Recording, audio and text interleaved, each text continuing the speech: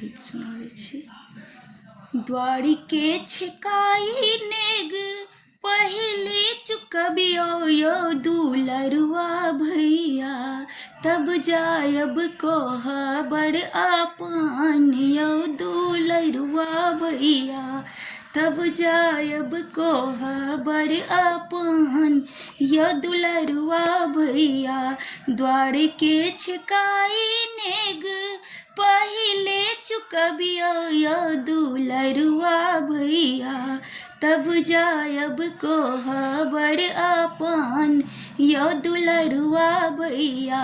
सासुर के कमाई पहले बहनी के दियो यो दुलरुआ भैया, ससुर के कमाई पहले बहिनी के दियो यो दुलरुआ भैया, तब जइहा कोह बड़ आपन यो दुलरुआ भैया, तब जइहा कोह बड़ आपन यो दुलरुआ भैया।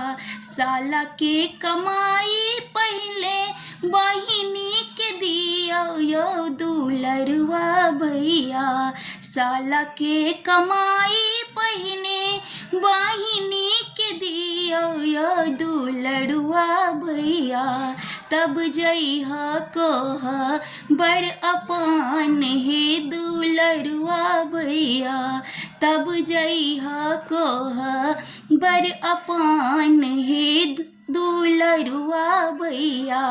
सासू के गोड़ लगाई पहले बहनी के दियो यो दुलरुआ भैया, सासू के गोड़ लगाई पहले बहिनी के दियो यो दुलरुआ भैया, तब जइहा कोह बड़ आपन यो दुलरुआ भैया, तब जइहा कोह बड़ आपन हे दुलरुआ भैया, तब जइहा कोह बड़ आपन हे दुलरुआ भैया। द्वार के छिकाई नेग पहिले चुकैया हे दुलरुआ भैया, द्वार के छिकाई नेग पहिले चुकबियो यो दुलरुआ भैया, तब जइहा कोह बड़ आपन हे दुलरुआ भैया, तब जइहा कोह बड़ आपन हे दुलरिया भैया। बहुत दिनों सा हम आसरा लगलिए हे दुलरुआ भैया, बहुत दिनों से हम आसरा लगलिए हे दुलरुआ भैया। आजू असरा दिया ने पूराए हे दुलरुआ भैया, आजू असरा दिया ने पूराए हे दुलरुआ भैया, आजू असरा दिया ने पूराए हे दुलरुआ भैया।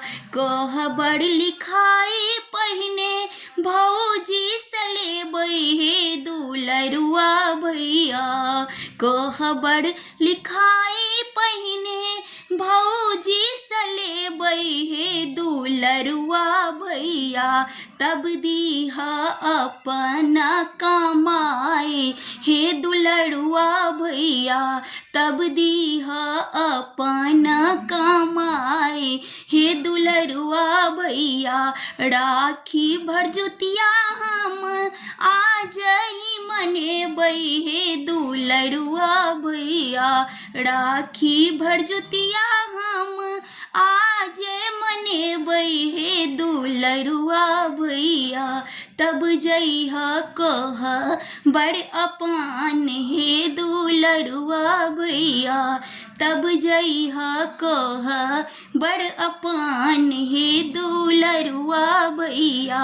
द्वार के छिकाई नेग पहिले चुकबियो यो दुलरुआ भैया, द्वार के छिकाई नेग पहिले चुकबियो यो दुलरुआ भैया, तब जइहा कोह बड़ अपान हे दुलड़ुआ भैया, तब जइहा कोह बड़ अपान हे दुलड़ुआ भैया।